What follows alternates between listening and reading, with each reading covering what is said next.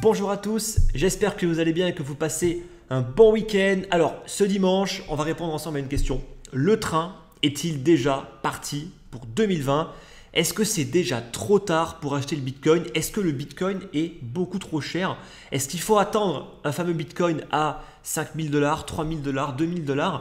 Ou est-ce que c'est peine perdue? Écoutez, je vais m'efforcer de répondre à cette question avec vous. Alors avant de commencer, je vais juste vous informer que ce jeudi, donc jeudi prochain, je vais faire un YouTube live dans lequel je vais parler analyse technique, analyse fondamentale et on va parler beaucoup de fondamentales sur l'industrie du minage, le halving, l'évolution du réseau du Bitcoin, quelques estimations de prix et je vais également prendre le temps en fait de répondre un petit peu à vos questions dans une session de questions-réponses. Donc si jeudi vous êtes disponible, eh bien écoutez, l'heure n'est pas encore fixe, donc votez pour l'heure, donc ça va apparaître en haut à droite de votre écran. Votez en fait pour l'heure qui vous convient et comme ça, je m'efforcerai de faire le live à l'heure où le plus de monde sera disponible. Voilà, donc ce sera ce jeudi et surveillez bien également l'onglet communauté de YouTube dans lequel je communiquerai sur l'heure qui aura été choisie. Allez, on attaque avec une analyse du Bitcoin. Alors on va prendre du recul. Je pense que ça maintenant vous le savez, moi je prends toujours beaucoup de recul. Ça sert à rien en fait de trop zoomer sur un graphique, il n'y a que du bruit, ça sert absolument à rien. On n'est pas pressé, on n'est pas là en fait pour investir pour 6 mois. En tout cas, moi c'est pas du tout ma vision des choses. De toute façon, plus vous irez sur du court terme, plus vous aurez de bruit et plus il faudra avoir de l'expérience pour être capable d'en tirer profit. Donc si vous êtes débutant, ça sert absolument à rien d'aller sur les unités en fait de temps sur le M15, même le H1 ou H4, voire même le D1, honnêtement, mettez-vous uniquement en hebdomadaire et en mensuel, c'est amplement suffisant pour savoir à peu près les niveaux pour acheter et pour vendre. Plus pour acheter, parce que pour vendre, pour le coup, c'est un petit peu plus compliqué. Acheter en général, c'est un peu plus simple. Vendre au bon moment, c'est un petit peu plus compliqué et ça demande un petit peu plus d'expérience pour le coup. Mais là, la question, elle ne se pose pas honnêtement. Là, on est plus en mode où est-ce qu'il faut encore positionner ces billes qui vous restent. Alors, là, on a le graphique du Bitcoin sur le BLX. On est en mensuel, on prend du recul et on est haussier. Oui, je me rappelle encore, il y a quelques mois, j'avais fait une vidéo. C'était en fait quand on était encore dans la phase corrective où j'avais dit le Bitcoin est haussier. Et dans les commentaires, on m'avait dit « Mais qu'est-ce que tu racontes Alex? Qu'est-ce que tu dis? Le Bitcoin, il n'est pas haussier, il n'arrête pas de perdre de la valeur. » Ben écoutez, moi, je prends du recul, moi, je ne veux pas de bruit. Donc là, on est en BLX sur l'unité en fait de temps mensuel, on est haussier. Qu'on le veuille ou non, là, je veux dire, tout le monde voit qu'on est haussier. Tous les points les plus hauts sont de plus en plus hauts, tous les points les plus bas sont de plus en plus bas. La théorie de Dow, classique pour définir une tendance, on est haussier. Tant que le Bitcoin ne va pas en dessous des 3200 $, on reste haussier pour moi. Voilà. Et ça, je l'ai déjà dit et je le redis. Et même pour moi, le Bitcoin n'ira pas beaucoup plus bas actuellement. Donc là, on voit que on a fait un point bas à 3200 $. Ça fait un petit moment maintenant. On a eu une belle phase ensuite de hausse. Le Bitcoin est passé en fait de 3200 $ à 14 000 $. Vous voyez qu'il a été chercher la borne haute des bandes de Bollinger. Et on a également donc la moyenne mobile 20 qui est la ligne qui est au milieu entre les deux bornes, qui est la moyenne mobile à 20 périodes. Donc là, on est sur 20 semaines de moyenne, non 20 mois pardon, vu qu'on est en mensuel. Et on voit au final que ça a de nouveau fait office de support. Vous voyez qu'il n'y a pas forcément besoin de prendre tout un tas en fait, d'indicateurs farfelus en fait, pour essayer en fait, de trouver les bottoms. Les deux bottoms qu'on a eu, vous voyez qu'en mensuel, on les voit et ils sont plus que clairs. Ça a été la borne basse des bandes de Bollinger et cette fois-ci, ça a été la moyenne mobile à 20 périodes en mensuel. Vous voyez que le prix a parfaitement rebondi dessus. On a une magnifique bougie d'impulsion haussière pour le mois de janvier.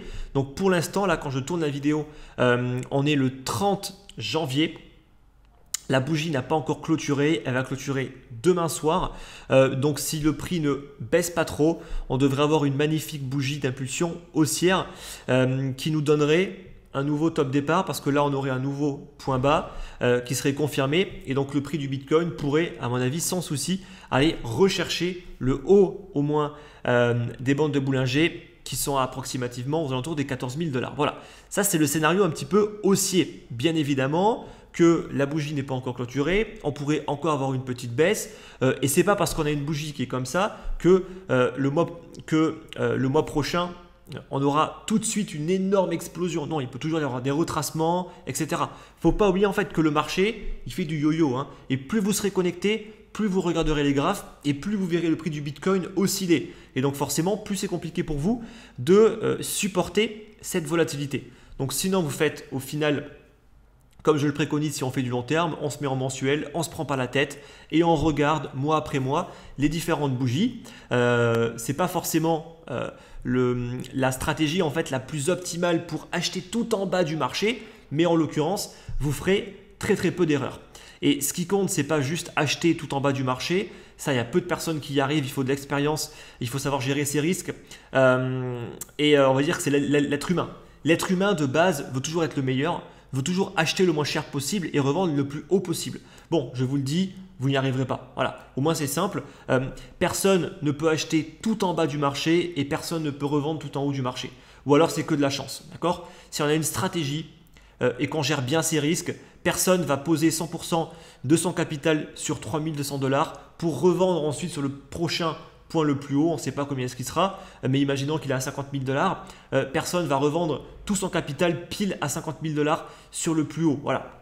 C'est pas comme ça que ça marche. En général, on pyramide sa position. On va prendre peut-être 33% sur 3 200 $, 33% sur 6 500 $ et on va reprendre encore 33% si on casse le précédent point le plus haut au niveau des 14 000 $. Comme ça, on aura un prix d'achat moyen qui va être pas dégueulasse et on sera plutôt bien positionné pour profiter du prochain cycle de hausse qui a déjà, à mon sens, commencé. Voilà.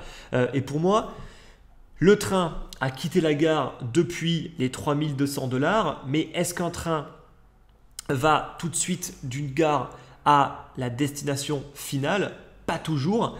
Si on prend par exemple le TGV Hendaye-Paris, ben, on voit qu'il s'arrête, donc il part de Hendaye, il va à Saint-Jean-de-Luz, Biarritz, Bayonne, Bordeaux et ensuite il fait Bordeaux-Paris. Donc il y a pas mal de gares au début, c'est exactement ça. Il y a pas mal de niveaux d'entrée avant vraiment qui est l'explosivité et le départ. Donc le top départ, bien évidemment, c'est une fois qu'on aura cassé les 14 000 $.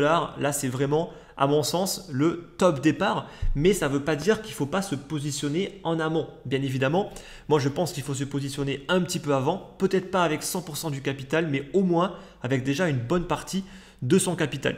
Donc le train est parti, mais il y a encore des bons niveaux d'achat. Ceux qui me disent le Bitcoin est trop cher, j'attends qu'il baisse. Écoutez, j'ai entendu ça, mais vous n'imaginez pas le nombre de fois que j'ai entendu ça. Depuis maintenant plusieurs années, on me dit tout le temps le Bitcoin est trop cher. À 500 $, le Bitcoin est trop cher. À 1000 $, c'est trop cher. Ah, tu comprends, 1000 $, c'est un chiffre rond. Il y a 3 zéros, non, tu ne te rends pas compte comment c'est trop cher mais dans le Bitcoin. Je ne vais jamais acheter de Bitcoin à ce prix-là. Moi, j'ai toujours vu du Bitcoin à 200 $. Je vais attendre qu'il corrige. Mais voilà. Et ils attendent toujours.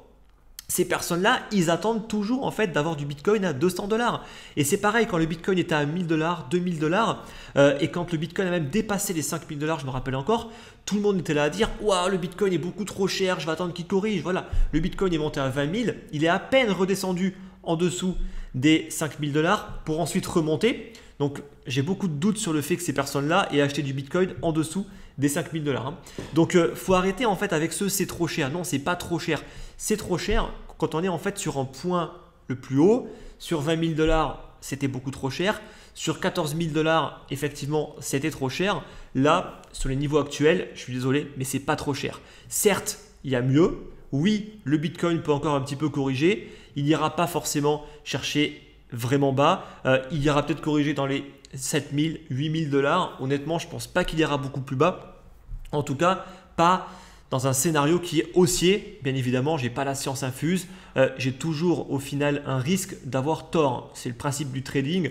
Si tout le monde avait raison à 100% du temps, en fait, ça ne pourrait pas fonctionner. Voilà. Parce que sinon, en fait, les gens ne pourraient pas gagner. Il n'y aurait que des gagnants et un monde où il n'y a que des gagnants, c'est pas possible. Certes, il y a une création de richesse par rapport au Bitcoin, je suis d'accord, mais il y a aussi beaucoup de perdants et ces perdants-là, ils vous permettent également de gagner beaucoup plus. Donc, si on additionne création de richesse plus tous les perdants, là, ça commence à faire un beau pactole. Ça, faut quand même pas l'oublier. Hein. Donc, Voilà un petit peu pour le Bitcoin, j'espère que c'est clair. Maintenant, on va rapidement faire le point sur les altcoins. Alors, pour les altcoins, moi, ce que je regarde toujours, c'est la market cap sans le Bitcoin. Comme ça, en fait, ça me donne un petit peu une idée en fait de comment est-ce qu'évolue le marché des altcoins. Alors, on voit qu'il a subi une énorme phase de hausse où vraiment c'était insolent, hein, c'était vraiment insolent la phase de hausse qu'on a pu avoir de 2016 à 2017, même un tout petit peu, on va dire, en 2018, mais principalement en 2016-2017. On voit ensuite que quand même, il y a eu une phase de stagnation, de correction, et c'est obligé. Enfin, je veux dire, c'est obligé. Vu la hausse qu'il y a eu sur les altcoins, rien ne monte, d'accord, sans s'arrêter. Ça, c'est vraiment un truc qu'il faut garder en tête. Rien ne monte sans s'arrêter. Arrivé à un moment, ça doit forcément s'arrêter. Et au final, plus c'est monté, plus ensuite il y aura une phase de correction et de consolidation. C'est exactement ce qu'on a aujourd'hui sur les altcoins. On voit qu'on est dans une belle phase de consolidation. La volatilité est en train de réduire. Vous le voyez avec les bandes de Bollinger qui sont en train de se contracter. Donc ça, c'est vraiment excellent. On voit en plus que là, les bandes de Bollinger sont en train de se mettre à l'horizontale. Donc, on va commencer à rentrer en fait dans une configuration qui est pas mal pour les altcoins. Si ça casse vers le haut, ça pourra redonner une impulsion. Donc, on voit quand même qu'il y a un alignement des planètes, qu'il y a beaucoup de choses qui commencent à nous montrer que c'est en train de sentir plutôt bon pour le Bitcoin et pour les altcoins. Donc, voilà, commencez à se positionner sur les altcoins. Alors attention, pas sur toutes les altcoins. Moi, je reste persuadé que toutes les altcoins ne vont pas augmenter et que la grande majorité en fait, des altcoins qui ont été délaissés par les acteurs de marché ne vont pas forcément reprendre beaucoup de valeur. Et même si elles prennent un peu de valeur, à mon avis, elles ne prendront pas plus de valeur que le Bitcoin. En l'occurrence, une question qu'il faut toujours se poser, c'est est-ce que votre altcoin va surperformer le Bitcoin? Si ce n'est pas le cas, vendez-la pour acheter du Bitcoin. Ça ne sert à rien en fait de garder un actif qui sous-performe l'actif phare qui est en fait le Bitcoin. Ça ne sert absolument à rien. Vous devez, si vous investissez en fait dans les altcoins, c'est pour surperformer le Bitcoin et pas pour autre chose. Sinon, à quoi bon s'embêter à analyser les projets, à essayer en fait de trouver des bons projets s'il suffit juste de se mettre dans le Bitcoin? Ça sert absolument à rien. Donc ça, il faut bien le comprendre. On se positionne sur les altcoins. Il y a déjà eu pas mal d'altcoins qui ont commencé à donner en fait des beaux signaux. Pas mal d'altcoins que moi je surveille, qui ont des très bons fondamentaux. Comme quoi les fondamentaux, parfois c'est aussi intéressant. Ça ne marche pas à tous les coups. Je suis d'accord. On me le dit en fait souvent dans les commentaires. Oui, mais tu as parlé en fait de projets qui sont morts techniquement. Oui, bien évidemment, ça arrive. Le fondamental ne fait pas tout, mais le fondamental, au final, ça reste important. Et quand le fondamental est bon et que le technique commence également à repartir, ça c'est un cocktail, à mon sens, qui est explosif. Et une bonne partie de mon porte-monnaie long terme que les membres justement de mon groupe privé et de ma formation connaissent, commence à repartir et à donner quand même pas mal de signaux positifs sur la plupart des crypto-monnaies qui composent le porte-monnaie. Voilà, donc justement par rapport à la Decrypt Mastery, rappelez-vous, les portes vont bientôt fermer. Donc si vous voulez être informé et recevoir l'offre de fermeture, je vous invite à vous inscrire, à mettre votre mail. Donc c'est pour recevoir ma lettre d'investissement et également pour recevoir cette offre qui va être envoyée d'ici à quelques jours. Je rappelle que mon groupe est donc l'école, donc la Decrypt Mastery, c'est une école pour apprendre à investir en fait dans les crypto-monnaies, va fermer ses portes pour l'année tout entière d'ici à quelques jours. C'est première semaine de février si je ne dis pas d'erreur. Allez, on continue maintenant. Alors, on va parler un petit peu des mineurs. Et je vais également vous poser une question. Est-ce que les mineurs ne sont pas en train de revivre une deuxième capitulation? Une seconde fois, j'ai envie de dire. Ils l'ont eu en 2019. Est-ce qu'ils ne l'ont pas encore de nouveau aujourd'hui? Alors, c'est peut-être justement la fin de la capitulation, mais à mon sens, on a de nouveau connu une capitulation parce que le Bitcoin, il a recorrigé durant plus de 6 mois. Donc, ça a pas mal affecté au final les mineurs. Et les mineurs ne sont pas si rentables que ça. Il ne faut pas croire que le minage, c'est une industrie florissante. pour l'instant en tout cas, c'est plutôt une industrie de la survie, hein. C'est assez compliqué pour les mineurs. Donc là, je vous mets en fait le graphique du Bitcoin Difficulty Ribbon, donc le ruban de difficulté sur le Bitcoin. Donc comment est-ce qu'il est construit? C'est assez simple. On prend le hash rate du Bitcoin et on fait des moyennes par rapport à ça. Donc des moyennes sur 200 périodes, sur 128, 90, ainsi de suite, ainsi de suite.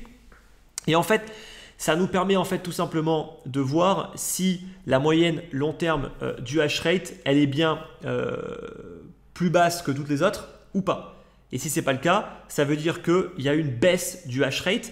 Donc ça veut dire que les mineurs se sont en train de débrancher leur machine et donc ils sont en train de capituler. On voit ce mouvement vraiment très très bien quand le Bitcoin a capitulé lui aussi. Comme quoi, il n'y a pas que les investisseurs qui capitulent, il y a aussi les mineurs sur le niveau des 3200 $. Là, on voit qu'il y a vraiment un inversement. Donc là, il y a vraiment énormément de mineurs qui ne peuvent plus miner. Ils capitulent, ils débranchent les machines.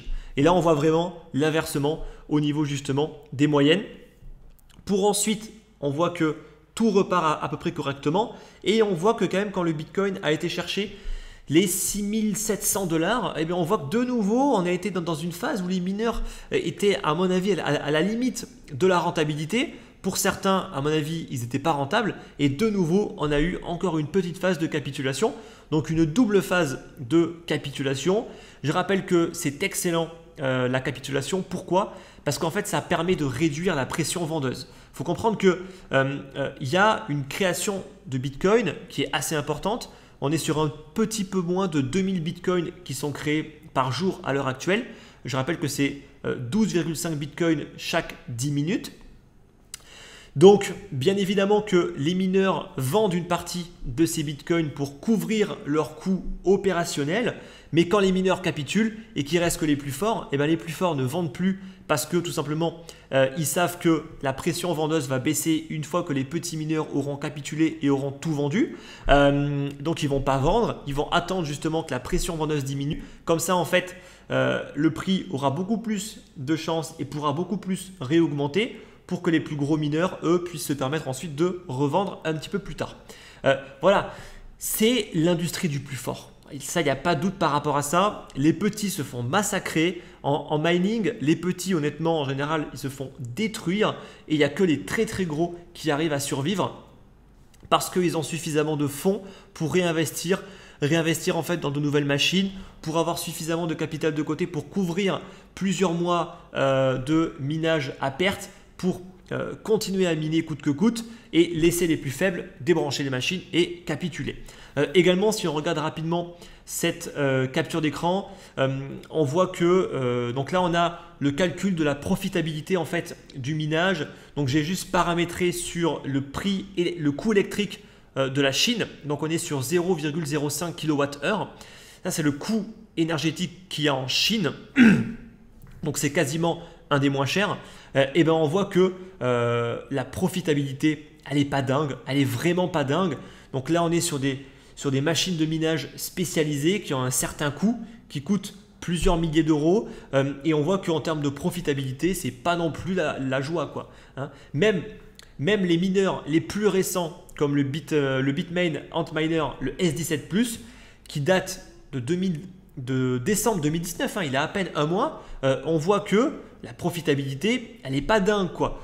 Et on voit également qu'il y a un renouvellement du parc des mineurs qui est vraiment très soutenu. Ça veut dire qu'un mineur a une durée de vie vraiment de quoi? 6 mois, 1 an, après il faut les changer. Parce qu'il y a d'autres mineurs qui sont arrivés, qui consomment moins, qui ont un meilleur hash rate. Donc ceux qui ont l'argent ou qui peuvent se permettre de faire des crédits, notamment en passant par des plateformes de crédit comme Nexo ou Celsius, pour réinvestir, c'est eux qui vont réussir à survivre.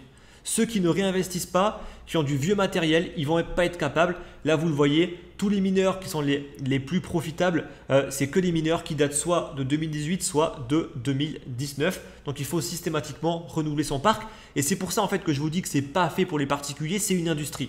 C'est vraiment une industrie. Le particulier, il n'a vraiment aucune chance. En fait, c'est un jeu perdant dès le départ. Donc, c'est pour ça que vous connaissez mon avis sur le minage. Maintenant, on va terminer en fait la vidéo avec un petit sujet. Alors là, je lance justement ce sujet. Je n'aurai pas le temps en fait de vraiment aborder le sujet en fait dans la globalité. parce que la vidéo dure déjà en fait depuis 20 minutes. Donc, le sujet, c'est la surinformation. Est-ce qu'elle ne nuit pas à votre performance? Alors, c'est une question, vous me direz, auquel vous avez peut-être déjà la réponse. Et la réponse, je pense que vous la connaissez, c'est bien évidemment. La surinformation, ça nuit alors énormément à votre performance. Et ça, il faut vraiment le prendre en compte. Et c'est justement un sujet que je vais traiter dans la prochaine lettre d'information, lettre d'investissement, pardon, que je vais envoyer d'ici à environ une semaine et demie. Donc, c'est chaque 2 semaines. La dernière, elle est partie justement ce lundi. Donc, la prochaine va partir dans une semaine. C'est un sujet en fait que je vais traiter parce que je pense que c'est important d'en parler. Donc, pour la recevoir, c'est gratuit. Il faut juste s'inscrire. C'est dans la description. Alors, la surinformation, c'est le fait en fait qu'aujourd'hui, il y a tellement d'informations avec les réseaux sociaux, c'est juste complètement dingue. Alors d'un côté, on se dit c'est génial, mais en fait de l'autre, c'est très mauvais. Et en fait, ça n'a jamais été aussi compliqué et aussi simple d'investir. C'est un paradoxe. C'est-à-dire que l'accès à l'investissement est extrêmement simple. Aujourd'hui, on peut créer un compte sur Binance. Oui, Binance. Je ne fais pas en fait la promotion de Binance, c'est juste la première plateforme et la plus sûre aujourd'hui. Oui, je le dis, la plus sûre. Il n'y a pas de doute par rapport à ça. Il y a pas mal de FUD sur Binance en ce moment. Dans les commentaires, je vois pas mal de personnes qui me disent « mais tu fais la promotion de Binance, mais ça va pas ou quoi ?» Les gars, Binance, il n'y a absolument aucun problème avec elle. Il y a énormément de fake news par rapport à Binance, comme quoi le CEO il est recherché, etc. Il faut arrêter les conneries. Arrivé à un moment, en fait, il faut arrêter de dire des conneries comme ça. Binance, c'est l'une des plateformes aujourd'hui les plus fiables et surtout les plus liquides pour investir. Et je pense que la liquidité, c'est en fait quelque chose qui est primordial, surtout en fait quand on fait du trading. La liquidité, c'est essentiel. Et donc, la plupart des traders, ils ne sont pas en fait sur des DEX où il n'y a quasiment aucune liquidité. Ils ne sont pas sur des petites plateformes régulées. Non, ils sont sur Binance parce que c'est là où il y a le plus de liquidité. Voilà, que vous le vouliez ou non, c'est la loi du marché. Il faut de la liquidité. Elle est où? Sur Binance. Donc, ça veut dire quoi? Ça veut dire qu'il y a une confiance envers Binance. Voilà. Alors après, vous me direz, oui, mais Mt. Gox, etc. Je suis d'accord. Mt. Gox, il y avait le plus de liquidité, même beaucoup trop de liquidité. Mais en même temps, j'ai envie de dire, il n'y avait pas énormément de choix en termes de plateforme. Il y avait Mt. Gox, il y avait Bitstamp, et puis voilà, c'est à peu près tout. Ensuite, bon, il y avait les premières plateformes qui sont apparues un petit peu après, comme Kraken, Poloniex, etc. Mais on va dire que Mt. Gox, c'était clairement la meilleure plateforme. Et je suis d'accord que, effectivement, en termes de risque, il y a eu un énorme risque et un énorme piratage. Mais pour Binance, c'est pas du tout pareil. Il ne faut pas tout mélanger. Aujourd'hui, Binance, ça reste une des plateformes les plus fiables pour investir. Et j'assume ce que je dis. D'accord? J'assume vraiment ce que je dis. On verra ce qui va se passer. Mais honnêtement, j'assume parfaitement ce que je dis. Donc ensuite, la surinformation, c'est-à-dire que investir, c'est hyper simple. Honnêtement, créer un compte sur Binance. Alors, quand on nous dit en fait que c'est compliqué, je vous mets au défi d'acheter une action. Achetez une action et vous verrez comment c'est compliqué. Comment c'est compliqué en fait de créer un compte. Comment c'est compliqué en fait de passer un ordre. Vous avez des messages d'avertissement de partout. Pour créer un compte, en général, ça prend plusieurs jours. C'est une galère, etc. etc. Vous verrez que acheter des cryptos, c'est plus simple que d'acheter une action. De loin, mais vraiment de très loin. Et surtout en France. En France, avec la régulation, avec l'AMF, etc., c'est très compliqué.